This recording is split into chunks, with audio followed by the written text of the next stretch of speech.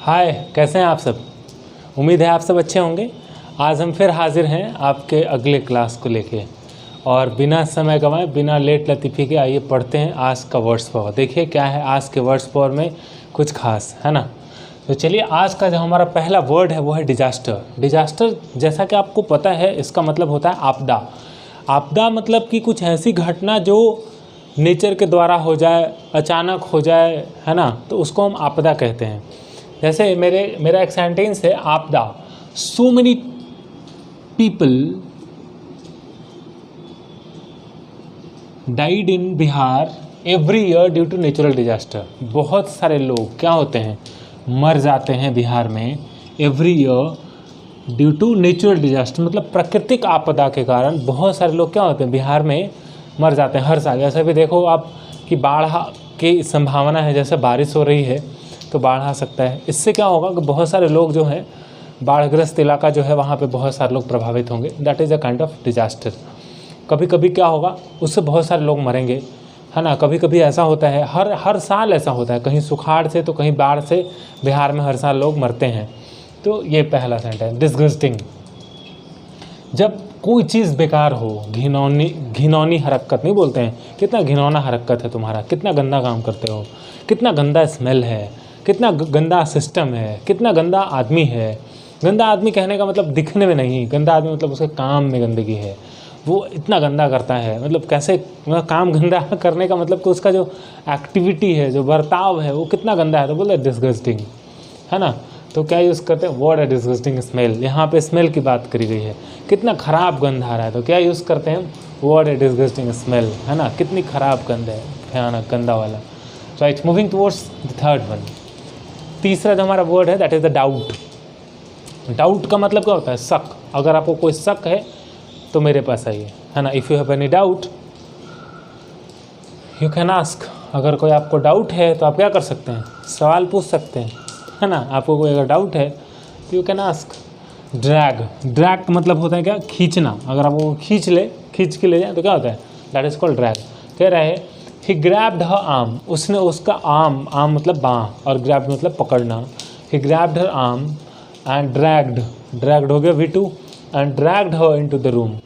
वह उसका बाँह पकड़ा और उसको कहाँ, खींचते हुए घर में ले गया, है ना।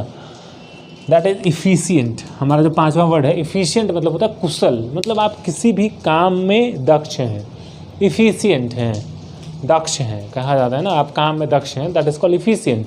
कह रहे हैं कि our boss is very efficient. हमारा जो बॉस है वो क्या है, दक्ष है, कुशल है, सारा काम आसानी से कर लेता है यार, है ना। बॉस के बारे में तो बोले तो बॉस इज़ ऑलवेज राइट। तो बॉस जो काम करते हैं वो कुशलतापूर्वक कर लेते हैं, तो हम बोलते हैं बड़ा बॉस तगड़ा है भाई, बॉस इफ़िशियंट है। कोई बॉस उतने तगड़े नहीं होते, लेकिन यहाँ पे बॉस जो है इफ़िशियंट है, कुशल है, right. Sixth one, elect. Elect का मतलब होता है चुनना। जब हम किसी को चुनते हैं, प्रतिनिधि चुनना या कुछ भी चुनना, दैट इज़ कॉल्ड इलेक्ट। यहाँ पे जो सेंटेंस है that he was elected in the parliament 2019, है ना। 2019 में वो क्या करा गया, मेंबर ऑफ पार्लियामेंट चुना गया, है ना। एम्बैरेस्ड आप हमेशा सुनते होंगे, एम्बैरेस्ड हो गए यार, पता नहीं अब कब आएगा मेरे को इंग्लिश, है ना। कह रहे हैं कि लज्जित अनुभव करना। जब आप किसी बात से शर्मिंदा हो जाएं, जब लज्जित हो जाएं, तो हम क्या कहेंगे, एम्बैरेस्ड का यूज़ करते हैं, है ना। क्या कहते हैं, आई फेल्ट सो एम्बैरेस्ड, मैं बहुत शर्मिंदगी महसूस किया, when I was unable to speak in English, जब मैं इंग्लिश नहीं बोल पा रहा था। It was my story, when I was unable to speak in English then I felt embarrassed. क्या हुआ, मैंने एम्बैरेस्ड फील करा, मैंने शर्मिंदगी महसूस की। Then I tried and I learned, और मैंने कोशिश किया और सीखा। I am speaking in front of you, और मैं आपके सामने बोल रहा हूँ। That is the sentence, right. ये एक सेंटेंस है, आप ऐसे बना सकते हैं। आज का जो हमारा आठवां वर्ड है वो क्या है, इमर्ज। इमर्ज मतलब होता है निकलना या अचानक से आ जाना। जैसे मान लीजिए कोई आदमी गायब है ना, बहुत दिनों से आपसे मुलाकात नहीं हुई है, या फिर बहुत दिनों आप कोई ऐसा आदमी को जानते हैं जो रेगुलर एक्टिव रहता है लेकिन बहुत दिन गायब है और अचानक निकल के आ गया, तो क्या बोलेंगे आप, बोलेंगे कहाँ थे भाई इतने दिन छुपे हुए, है ना। तो अचानक कैसे आ गए, तो अचानक कैसे आ गए, कैसे प्रकट हो गए नहीं बोलते हैं, प्रकट कैसे हो गए, तो उसको हम इंग्लिश में क्या बोलेंगे, प्रकट होना, मतलब इमर्ज होना, है ना। जैसे बोलेंगे a man emerge from the shadow, एक आदमी जो था वो क्या हो गया, इमर्ज्ड हो गया, अचानक बाहर आया या बाहर निकला, कहाँ से, शैडो से, जो परछाई था वहाँ से बाहर आया। यहाँ हम 2 कंडीशंस लगा सकते हैं। एक परछाई तो मतलब तो परछाई से सही में बाहर, जब देखते होंगे हॉरर फिल्म में कि भाई अब परछाई है और वहाँ से निकला एक, और एक तो आदमी ऐसा जो गुमनाम चला गया, अब उसकी चर्चा नहीं होती, लेकिन वो फिर बाहर आया अपने एफर्ट्स से, अपने काम से, है ना, फिर कुछ कर रहे हैं, तो आप क्या बोलेगा, देखो कहाँ था फिर बाहर आया है ना। तो that the way we can, that the term that we can use for speaking, हम वैसा बोल सकते हैं। ठीक है। 9th वर्ड हमारा इमोशन। इमोशन मतलब होता है प्रेम, क्रोध, जो भी है आपका इमोशन जो भी है, that what ever the emotion is concern, आप कैसे अटैच्ड हैं उससे, उससे बात करते हैं। तो ये कह रहा है कि try to control on your emotions. आप आपका जो इमोशन है, आप उससे गुस्सा हो जाते हैं, आप प्यार करते हैं, आप जो भी हैं वो उस पर क्या करना है, कंट्रोल करना, नीड टू कंट्रोल इट। और जो 10th वर्ड है हमारा वो क्या है, एम्फेसाइज, बल देना। Try to emphasize on English language. English language पे क्या कर, ध्यान दे, एम्फेसाइज दे, जोड़ दे। तो एम्फेसाइज का मतलब बल देना, जोड़ देना, है ना, इसका मतलब हुआ एम्फेसाइज। तो चलिए हम लोग ग्रामर के सेक्शन में आज पढ़ेंगे सेंटेंस का पार्ट्स। सेंटेंस 2 पार्ट है, सब्जेक्ट, प्रेडिकेट। आज इसकी चर्चा करते हैं और देखते हैं कि ग्रामर में बात करेंगे सब्जेक्ट और प्रेडिकेट का, पहचानेंगे कि सब्जेक्ट किसे कहते हैं और प्रेडिकेट किसे कहते हैं। तो ये देखते हैं सब्जेक्ट और प्रेडिकेट किसे कहते हैं और इसे पहचानेंगे कैसे। देखिए सब्जेक्ट की तो बात हम लोगों ने कर रहा था पहले भी क्लास में कि सब्जेक्ट पहचानेंगे कैसे। तो सब्जेक्ट पहचानने का जो तरीका होगा कि हम सब्जेक्ट से पूछेंगे हु और व्हाट, जो जवाब देगा हु और व्हाट का वो क्या होगा, सब्जेक्ट होगा। यही बात कर रहा था हम लोगों ने। तो अब ये पता कैसे चलेगा सेंटेंस में कि सब्जेक्ट कौन है और प्रेडिकेट कौन है। तो सब्जेक्ट पकड़ने के लिए तब हम लोगों ने पता करा था, बात भी किए थे, हम लोगों ने देखा था कि व्हाट, हु और व्हाट से जो जवाब देगा वो क्या होगा, सब्जेक्ट होगा। जैसे मान लीजिए कि इस यहाँ पे एक एग्जाम्पल लिखा हुआ है कुछ, जैसे यहाँ पे है लिखा हुआ सी रीड्स अ बुक, है ना। सी रीड्स अ बुक में क्या सब्जेक्ट होगा और क्या प्रेडिकेट होगा, कैसे पता चलेगा।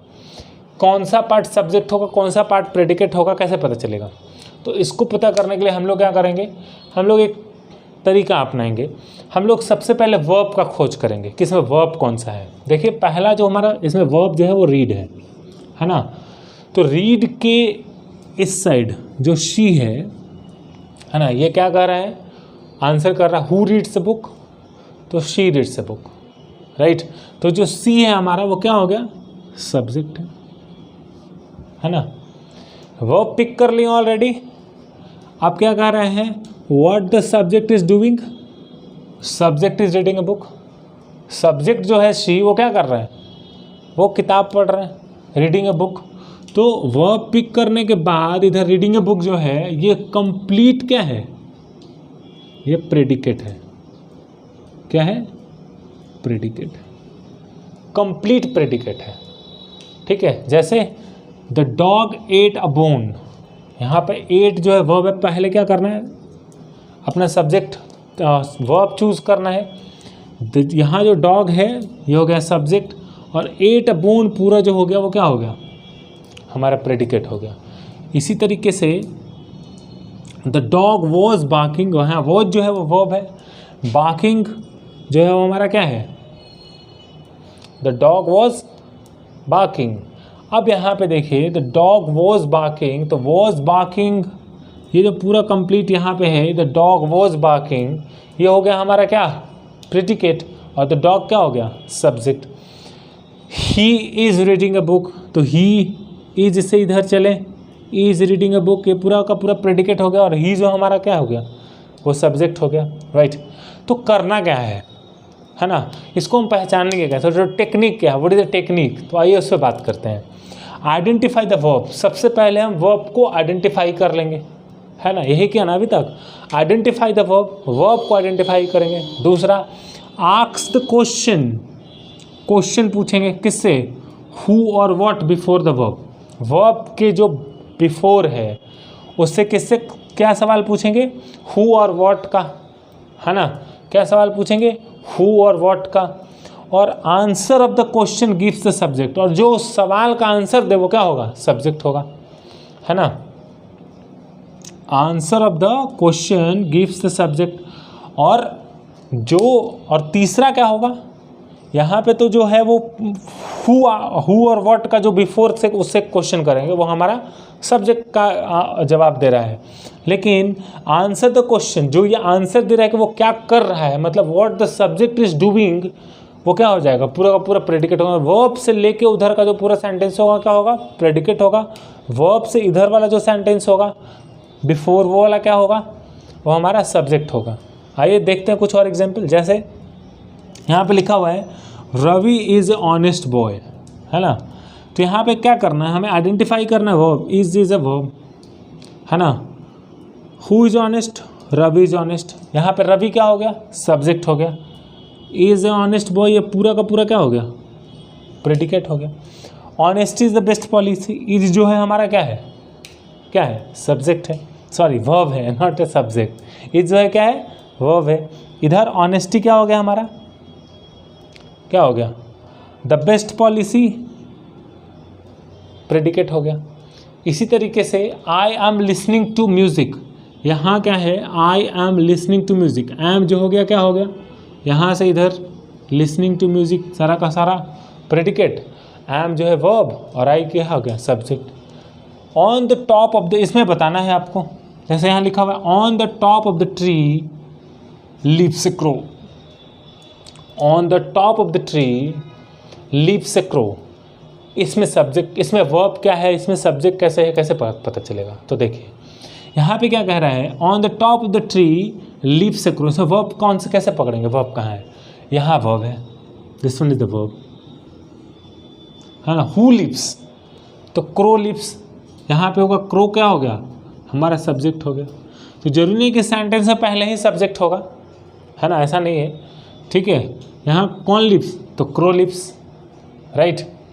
अब on the top of the tree, तो on the top of the tree leaves, ये क्या हो गया, पूरा प्रेडिकेट हो गया, और ये क्या हो गया, सब्जेक्ट हो गया, है ना। इसी तरीके से आइए शो मी, है ना, show me how to do it, sentence है, ये कैसा सेंटेंस है हमारा, ये इम्परेटिव सेंटेंस है ना। ये कैसा सेंटेंस है, इम्परेटिव सेंटेंस है। क्या रहा है, show me how to do it. अब किसी को तो कह रहा है ना, है ना। यहाँ पे क्या है, इस सेंटेंस में जो आपका यू है, जो यू है वो क्या है, अंडरस्टूड सब्जेक्ट है। यू जो है वो अंडरस्टूड सब्जेक्ट है। चूँकि आप यहाँ देख रहे हैं show me how to do it, ये कह रहा है कि दिखाओ कि कैसे होता है, तो किसी को तो कह रहा है ना। लेकिन ये इम्परेटिव सेंटेंस है, इम्परेटिव सेंटेंस आपको बताएं किसे कहते हैं। तो जब हम इस तरह के सेंटेंसेस का यूज़ करेंगे इम्परेटिव वाले में, तो उसमें क्या होता है, सब्जेक्ट जो है वो अंडरस्टूड है। तो जब सब्जेक्ट अंडरस्टूड है तो क्या होगा, ये पूरा का पूरा सेंटेंस क्या हो जाएगा, प्रेडिकेट हो जाएगा। क्या हो जाएगा, प्रेडिकेट हो जाएगा। यही बात आपको समझना था। तो आप इस पूरे चैप्टर से समझ गए हो कि सब्जेक्ट किसे कहते हैं और प्रेडिकेट का। हालांकि ये जो पूरा जो चैप्टर है ये एग्ज़ाम पॉइंट ऑफ व्यू से नहीं है, एग्ज़ाम में नहीं आता, लेकिन चूँकि हम पढ़ रहे हैं तो हमें ये जानकारी होना चाहिए कि सब्जेक्ट किसे कहते हैं और प्रेडिकेट किसे कहते हैं। हम लोगों ने ये भी जाना कि सब्जेक्ट किसे कहते हैं, ऑब्जेक्ट किसे कहते हैं, कंप्लीमेंट किसे कहते हैं, एडवर्बियल किसे कहते हैं। जब हम ये तमाम चीज़ जान रहे हैं तो इसे भी जान लेते हैं, क्या दिक्कत है ना। तो आज की क्लास में हम लोगों ने जाना, और ये जो बच्चे हैं अप्रोक्स 5 to 9 वाले जो अगर के क्लास कर रहे होंगे तो उनके लिए भी ये फ़ायदेमंद है, क्योंकि उनको पता चलेगा कि सब्जेक्ट किसे कहते हैं और प्रेडिकेट किसे कहते हैं, और वो आसानी से इसे पकड़ लेंगे कि सेंटेंस में सब्जेक्ट कौन है और सेंटेंस का कौन सा पार्ट सब्जेक्ट है और कौन सा पार्ट प्रेडिकेट है। तो चलिए आज के लिए बस इतना ही, मिलते हैं अगले क्लास।